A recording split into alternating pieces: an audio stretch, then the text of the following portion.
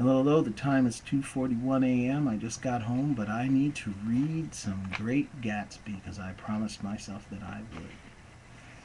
So we are starting with The Great Gatsby. We read the preface by Dr. Matthew J. Briccoli, which was wonderful, wonderful. And now we're into the book proper. So here we go. 10 pages of The Great Gatsby. The Great Gatsby by F. Scott Fitzgerald. There's a little poem here. Then wear the gold hat, if that will move her. If you can bounce high, bounce for her too. Till she cry, lover, gold-hatted, high-bouncing lover, I must have you. It's written by Thomas Park D'Invilliers, which was the nom de guerre of F. Scott Fitzgerald. Let's see, next page. Dedication, once again, to Zelda, his wife. Chapter 1. In my younger and more vulnerable years, my father gave me some advice that I've been turning over in my mind ever since. Whenever you feel like criticizing anyone, he told me, just remember that all the people in this world haven't had the advantages you've had. He didn't say any more, but we've always been unusually communicative in a reserved way, and I understood that he meant a great deal more than that.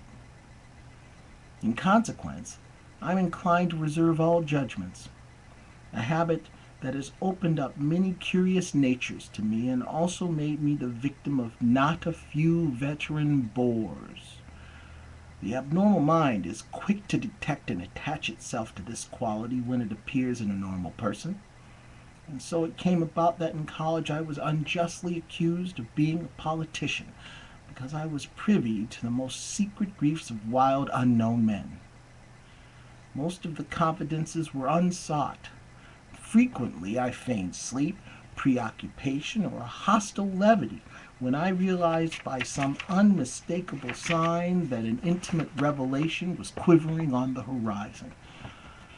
For the intimate revelations of young men, or at least the terms in which they express them, are usually plagiaristic and marred by obvious suppressions. Reserving judgments is a matter of infinite hope. I'm still a little afraid of missing something if I forget that, as my father snobbishly suggested, and I snobbishly repeat, a sense of the fundamental decencies is parceled out unequally at birth. And after boasting this way of my tolerance, I came to the admission that it has a limit. Conduct may be founded on the hard rock or the wet marshes, but after a certain point, I don't care what it's founded on. When I came back from the East last autumn, I felt that I wanted the world to be in uniform and at a sort of moral attention forever. I wanted no more riotous excursions with privileged glimpses into the human heart.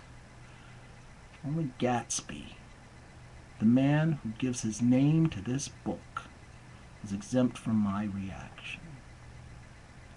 Gatsby, who represented everything for which I have an unaffected scorn. If personality is an unbroken series of successful gestures, then there is something gorgeous about him. I need to read that again, I'm sorry. If personality is an unbroken series of successful gestures, then there was something gorgeous about him, some heightened sensitivities to the promises of life, as if he were related to one of those intricate machines that register earthquakes 10,000 miles away. This responsiveness had nothing to do with that flabby impressionability which is dignified under the name of creative temperament.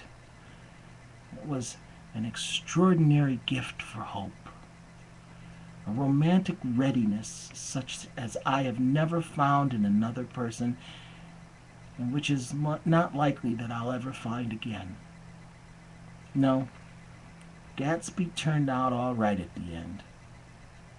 was what preyed on Gatsby. What foul dust floated in the wake of his dreams that temporarily closed out my interest in the abortive sorrows and short-winded elations of men. My family have been prominent, well-to-do people in this Middle Western city for 3 generations. The Carraways are something of a clan, and we have a tradition that we're descended from the Dukes of Buccleuch.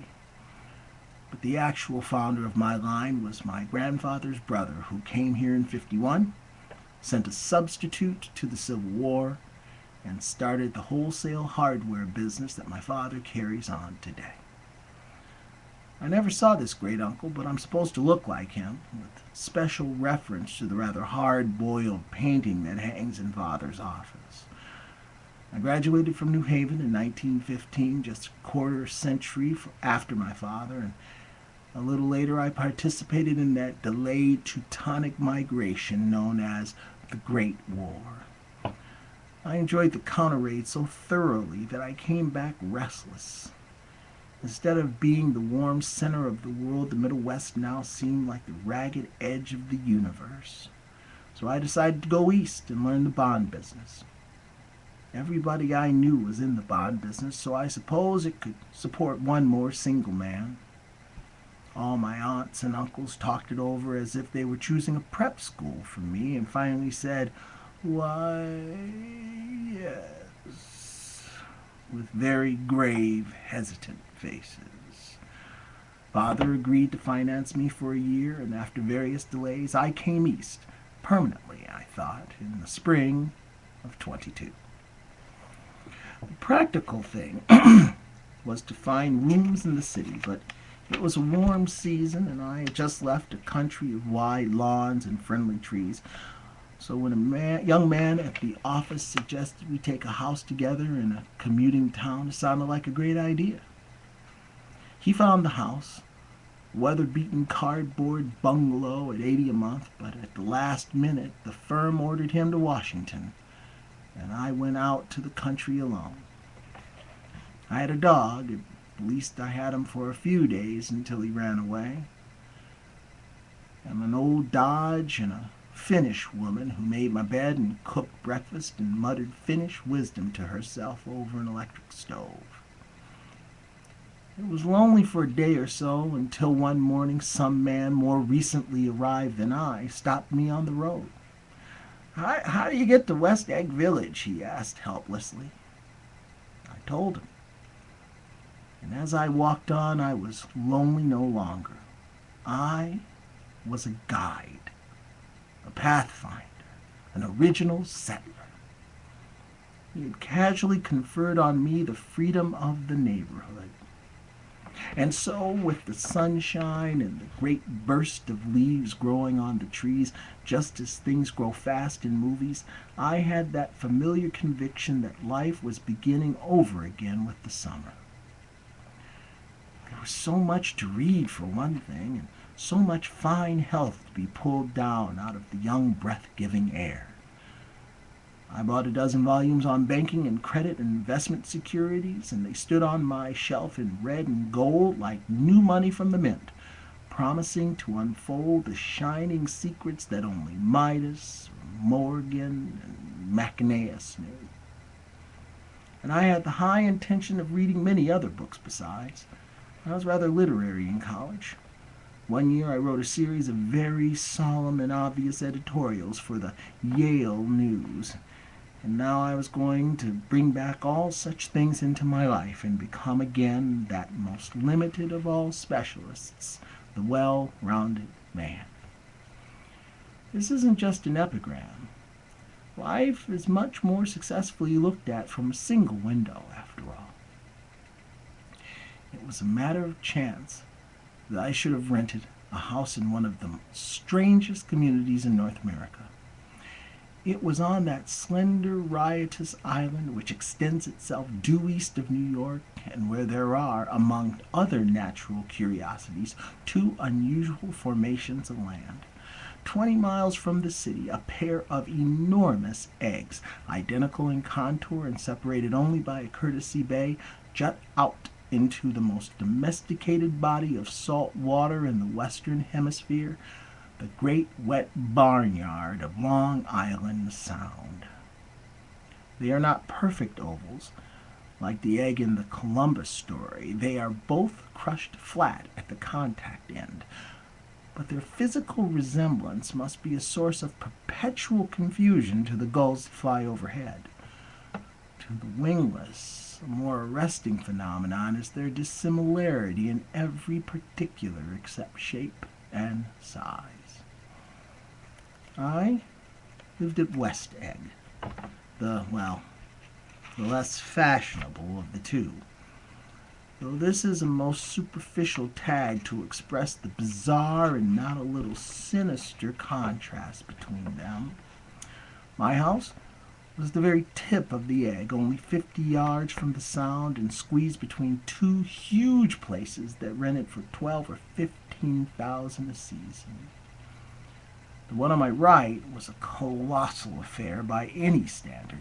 It was a factual imitation of some Hotel de Ville in Normandy, with a tower on one side, spanking new under a thin beard of raw ivy, and a marble swimming pool, and more than 40 acres of lawn and garden.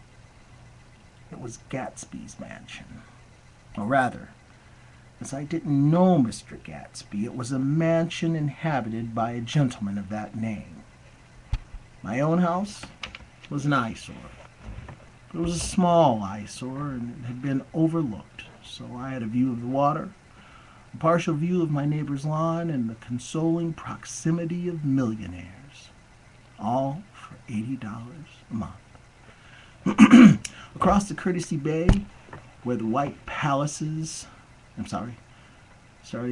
Across the Courtesy Bay, the white palaces of fashionable East Egg glittered along the water, and the history of the summer really begins on the evening I drove over there to have dinner with the Tom Buchanans. Daisy was my second cousin once removed, and I'd known Tom in college, and just after the war I spent 2 days with them in Chicago.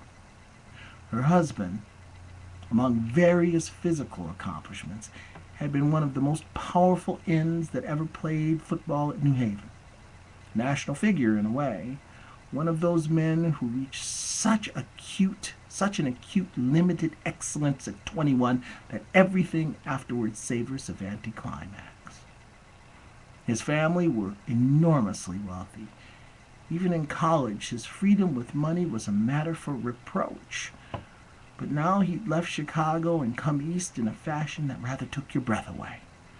For instance, he brought down a string of polo ponies from Lake Forest. It was hard to realize the man in my own generation was wealthy enough to do that. Why they came east, I don't know. They'd spent a year in France for no particular reason, and then drifted here and there unrestfully where people played polo and were rich together. This was a permanent move, said Daisy over the telephone, but I didn't believe it. I had no sight into Daisy's heart, but I felt that Tom would drift on forever, seeking a little wistfully for the dramatic turbulence of some irrecoverable football game. It's the first 10 pages of The Great Gatsby. We begin with that moment. Good day.